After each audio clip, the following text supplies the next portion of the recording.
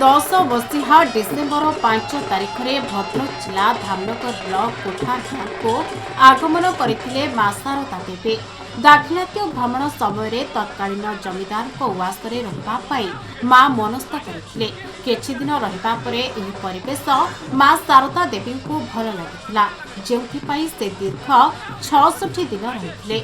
मां शारदा देवी स्मृति को मन रखा कोठारवासी आज मां शारदा देवी आगमन उत्सव को महा आडंबर सहकारे पालन करुछन्ते।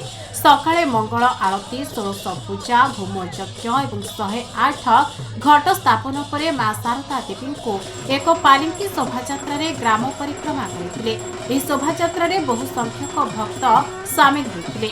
परे मां शारदा देवी पीठरे एक धर्म सभा अनुष्ठित होइथिला एवं संध्यारे छोट छोट पिलांक द्वारा सांस्कृतिक कार्यक्रम अनुष्ठित होइथिला। डिसेम्बर 5 तारिख में मां शारदा देवी जे कि भगवान श्री रामकृष्ण देवंकर लीला सहाय से कोठार ग्राम को आगमन करते। तेणुक आगमन स्मृति को मन रखा कोठारवासी तथा आखपाख अंचल समस्त लोक मैंने आगमन उत्सव हिसाब से अति आडंबर सहकार पालन कर। बलराम बसु परमहंसदेव अति प्रिय गृहस्थ भक्त थे।